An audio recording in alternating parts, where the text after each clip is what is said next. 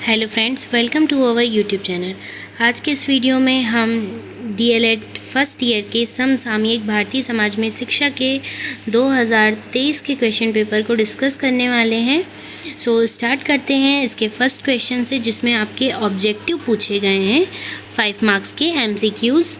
सो इसका first question है, राष्ट्रीय अध्यापक शिक्षा परिषद स्थित है, कहाँ स्थित है आपको ये बताना है। तो इसका करेक्ट ऑप्शन है न्यू दिल्ली, नई दिल्ली में स्थित है ये परिषद।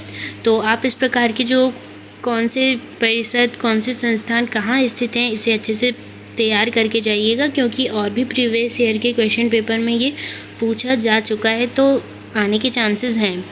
नेक्स्ट क्वेश्चन है, भारत में जाति का आधार क्या है।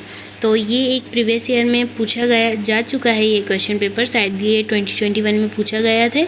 इस प्रकार से आप ध्यान रखकर ये सारे वीडियोस को देखें।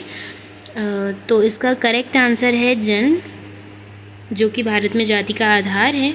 नेक्स्ट क्वेश्चन है, निःशुल्क एवं अनिवार्य शिक्षा अधिनियम पारित कब हुआ था। तो यह अधिनियम 2009 में पारित किया गया था। नेक्स्ट क्वेश्चन है, राष्ट्रीय पाठचर्या की रूपरेखा 2005 की कौन कौन सी समस्याएं थीं। भाषाओं की समस्या, सामाजिक समस्या, शिक्षकों संबंधी समस्याएं। तो ये तीनों ही समस्याएं देखी गई थी, तो ऑप्शन नंबर डी इसका करेक्ट आंसर है। नेक्स्ट क्वेश्चन नंबर 5 है, कार्य के बाद शिक्षक का मुख्य दायित्व क्या है। कार्य के उद्देश्य को समझना, कार्य के प्रति सजगता, कार्य का मूल्यांकन या कार्य विधि का चयन। तो इसका करेक्ट आंसर है कार्य का मूल्यांकन। ऑप्शन नंबर सी यहाँ पर करेक्ट आंसर। नेक्स्ट हम फिल इन द ब्लैंक्स देखेंगे। केंद्रीय शिक्षा परामर्श मंडल की स्थापना कब हुई थी। तो इसकी स्थापना 1921 में हुई थी, आप इसे नोट कर लें। नेक्स्ट है, सामाजिक स्तरीकरण का जैविक आधार क्या है। तो सामाजिक स्तरीकरण का जैविक आधार लिंग है। नेक्स्ट क्वेश्चन है, जिला प्राथमिक शिक्षा कार्यक्रम सन 1994 को लागू हुआ था। किस सन में लागू हुआ था, ये इसमें ये बताना था। तो ये 1994 में लागू हुआ था, आप इसे नोट कर लें।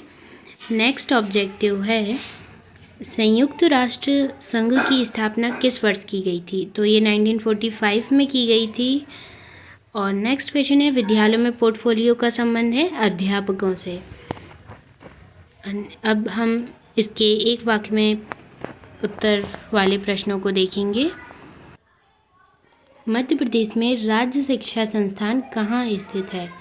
तो यह संस्थान जबलपुर में स्थित है, आप लिख लें। नेक्स्ट क्वेश्चन है, आधुनिकीकरण का शाब्दिक अर्थ क्या है, आपको ये बताना है इसमें। नेक्स्ट क्वेश्चन है, भारत में स्कूल चलो अभियान कब शुरू किया गया था। तो स्कूल चलो अभियान भारत में 2000 में शुरू हुआ था, आप इसे भी नोट कर लें। नेक्स्ट क्वेश्चन है, वैश्वीकरण की कोई 2 विशेषताएं लिखिए। आपको वैश्वीकरण की कोई 2 विशेषताएं लिखिए। और नेक्स्ट है, एफएलएन का पूरा नाम लिखिए। तो फाउंडेशन लिटरेसी एंड न्यूमरेसी इसका पूरा नाम है, आप इसे भी नोट कर लें। इस टाइप से आपके यहाँ से 1 मार्क्स के सारे क्वेश्चन होते हैं। अब हम 2 मार्क्स के क्वेश्चंस को देखेंगे। क्वेश्चन नंबर 4 जो कि 2 मार्क्स का है, इसमें पूछा गया है, शिक्षा के अवसरों की समानता से क्या आशय है। तो आपको ये बताना है, इसमें 2 मार्क्स है, तो अच्छे से लिख दीजिएगा 30 वर्ड्स में। नेक्स्ट क्वेश्चन है, सामाजिक स्तरीकरण की कोई एक परिभाषा लिखिए। तो आपको इसमें परिभाषा लिखना है। नेक्स्ट क्वेश्चन है, सामाजिक परिवर्तन का अर्थ और इसकी कोई 2 विशेषताओं को लिखिए। क्वेश्चन नंबर 7 है, शिक्षा के सार्वजनिकरण से क्या अभिप्राय है, आपको वो बताना है, 30 वर्ड्स में लिखिएगा। भारतीय संविधान की प्रस्तावना लिखना है। क्वेश्चन नंबर 9 में, लोकतंत्र में शिक्षा का स्वरूप कैसा होना चाहिए, ये लिखना है आपको। आप इनका स्क्रीनशॉट ले लीजिए। नेक्स्ट क्वेश्चन नंबर 10, चेतनशील बुद्धिजीविता से क्या तात्पर्य है। और क्वेश्चन नंबर 11 में पूछा गया है, समानता के अवसर उन्नयन के मुख्य उपायों को लिखिए। तो आप इन प्रीवियस ईयर के क्वेश्चंस को कवर करके जाइए। ये क्वेश्चन नंबर 11 आपका यहाँ पर 3 मार्क्स का है। शैक्षिक इसके अथवा में पूछा गया है, शैक्षिक अवसरों की समानता की आवश्यकता पर प्रकाश डालिए। क्वेश्चन नंबर 12 है, जिसमें पूछा गया है जिला शिक्षा अधिकारी के कार्यों का उल्लेख कीजिए, और इसके अथवा में पूछा गया है स्थानीय स्तर पर शिक्षा प्रशासन की मुख्य समस्याएं क्या हैं। नेक्स्ट क्वेश्चन है क्वेश्चन नंबर 13, जो कि आपका 3 मार्क्स का है। समाज का अर्थ एवं परिभाषा लिखिए, और इसके अथवा में पूछा गया है समाज की आवश्यकता और इसके महत्व पर प्रकाश डालिए।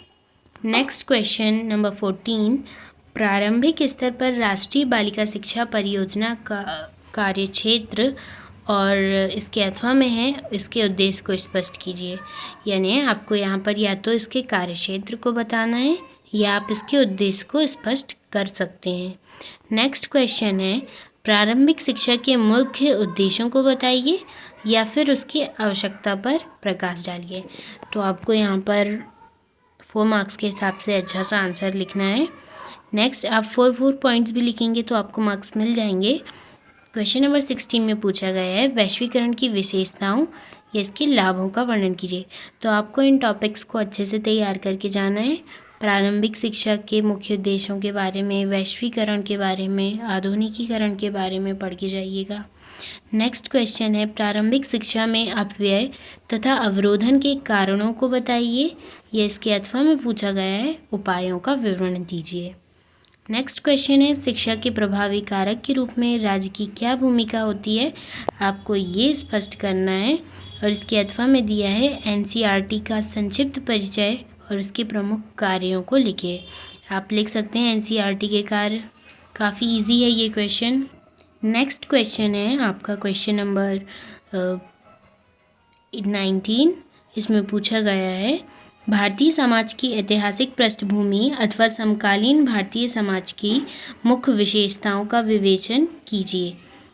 आपको यहाँ पर ऐतिहासिक पृष्ठभूमि को बताना है भारतीय समाज की, या इसके अथवा में पूछा गया है कि समकालीन भारतीय समाज की मुख्य विशेषताओं को ही बता दें। क्वेश्चन नंबर 20 है, ये आपका 19, 20 और 21, ये आपके 3 क्वेश्चन 5 मार्क्स के रहेंगे।